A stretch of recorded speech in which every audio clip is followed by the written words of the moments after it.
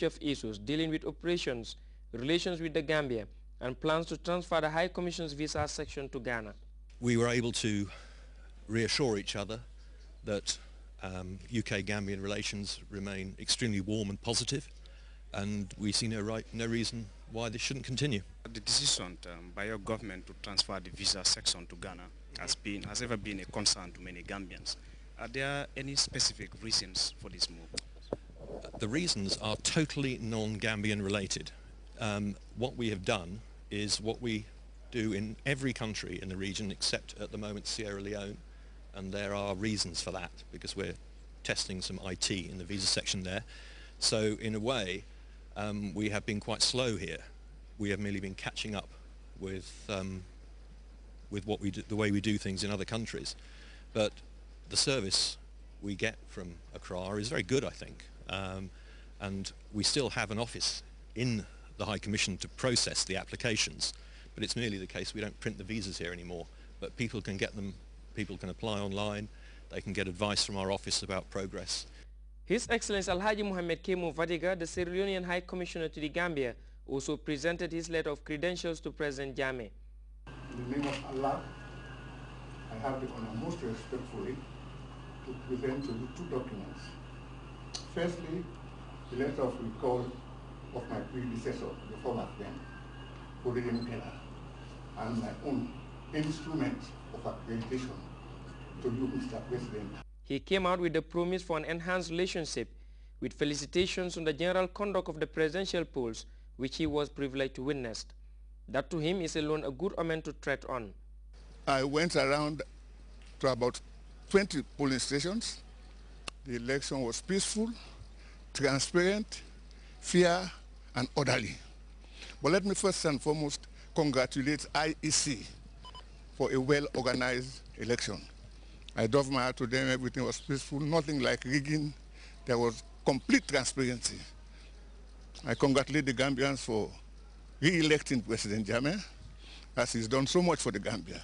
He's been working arduously, assiduously, courageously, dedicatedly in improving the lives and standard of living of the Gambian people. Abdunjai, GRTS. Meanwhile, the Office of the President informs the general public, business enterprises and other organizations that the Operation Clean the Nation, locally called Settle, initially slated for Saturday, 3rd December 2011, has been postponed till further notice.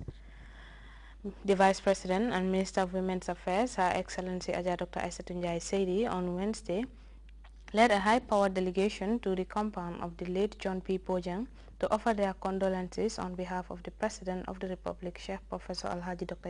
Jammeh. John P. Bojang, who was a veteran educationalist and diplomat, died this week. Mamadou Diallo reports. Mourning the death of one of its most illustrious sons, who died Monday at his residence in Lamin Daranka. John P. Bojang's death has shocked the nation, as family members and government officials come to terms with the loss of a man who was dearly loved and highly regarded. The Vice President and Minister of Women's Affairs, Her Excellency Dr. Aissatou Saidi, Wednesday led a high-powered delegation of ministers, National Assembly members and security service chiefs to pay their condolences on behalf of the President of the Republic, His Excellency Sir Professor Dr. Alhaji Yahya A.J.J. Jammeh. In a very somber mood, members of the delegation took turns to mourn the death of a man who has left indelible marks in the Gambia's educational and diplomatic quarters. The Governor of West Coast Region, Lamin Sane, the Speaker of the National Assembly, Honorable Abdoulaye Bojang, and the Director General of the National Drug Enforcement Agency, Benedict Jammeh, paid homage to Master Bojang for his pioneering role in the pursuit of education in Fonyi. They all describe him as hardworking, persevering, and truthful. As an educationist, the three men recounted how the late Bojang mentored and saved many Fonyi children to disciplined and hardworking students. The Deputy Director General of GRTS, Alhaji Modou Diouf, who also worked with P. Bojang at the National Council for Civic Education, described the deceased as a true patriot who selflessly served his country. He mourned his death as a great loss, saying the NCCE has been devastated. The Attorney General and Minister of Justice, Edward Gomez, said he has lost a friend, a colleague and a brother, but urged family members to take solace in the fact that the soul of the late John P. Bojang is enjoying peace in heaven. Your Excellency John Bojang, your golden sun of life has descended, and today your good and faithful friends are here today to sympathize and to console your family. His Excellency in God Almighty has come to teach us that every time we lose a soul to this world is a gain in heaven. Vice President and Minister of Women's Affairs, Her Excellency Ajah Dr. Aissatou Njie Seydi, on behalf of President Jammeh, consoled the bereaved family, saying the President shares their loss. She described John as a role model who inspired many people, including the President, to strive for excellence. She recalled John as a strict disciplinarian, which earned him the respect and confidence of the President, who appointed him into various positions in government, positions which he served with great trust, uprightness, and selflessness. Dr. Njie Seydi prayed to God in his infinite mercy to grant the soul of the departed eternal peace. He finally called on all and sundry to keep his memory by emulating his virtues and following his footsteps. She later handed a cash amount of $100,000 to the family as a token of sympathy from the President, His Excellency Sir Professor Dr. Alhaji Yahya Jammeh. He will be sorely missed by his friends, colleagues, and family members. He was laid to rest at the Lamin Cemetery this Thursday evening. Mamadou Diallo, GRTS. May his soul rest in peace.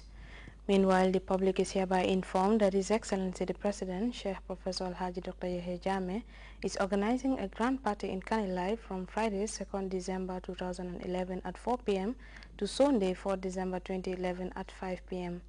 A press release from the APRC's Kanifing South headquarters reveals that those who accompanied the President on his thank you tour will be picked up at the following locations for the trip to Kanilai: Banjul at PCC Chambers, Kanifing Municipality at KMC, and the Governor's Office in Brikama for those in the West Coast region.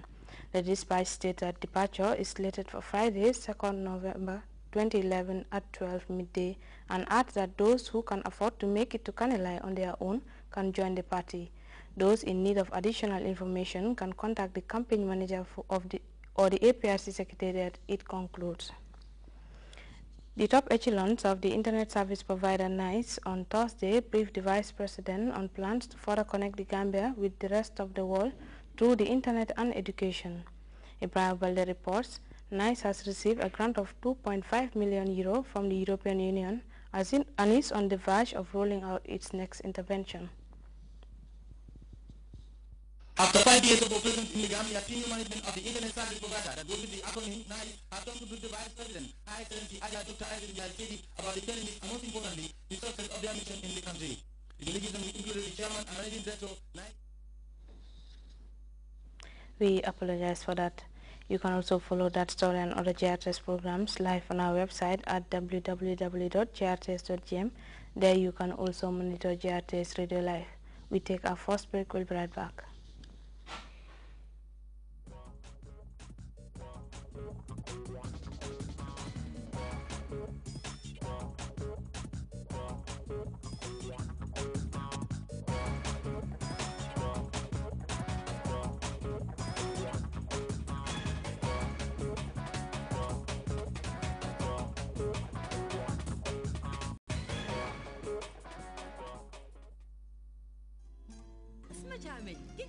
jigéen sama yow moom gëj naa laa gis yow bii rafet na bii kañ la nii rap ak jàmm waay mbaa insure nga ko kay may musuma jàmm yow insurance dañuy fay déedéet Gambia National Insurance Company ca Kereba ñu bokkuñ ci ñooñu de ñooñu ñooy ñaan lu weesu fanweeri at ak juróom-ñaar ñu ngi ci biir réew mi di ñu aar suñu wàllu moto yi kër yi yoon yi tukki yi sa xaalis sax dañ koy aar déedéet xanaa waaw ñu wóor lañ nag te mun seen liggéey seen teewaay ci biir réew mi yokk na fi kóolute de loolu de neex naa dégg gis nga bi ci gën a tee neex nag ñoo gaaw a fay yàqu-yàqu dañuy fay yàqu-yàqu ci ni mu gaawee boo eboo daal dawal dem insure yi kon xaaral ma dem fagaru defal gaaw moo gën faju jërëjëf suma caabi jërëjëf bii moom da nga ko war a insure waay rap ak jàmm waay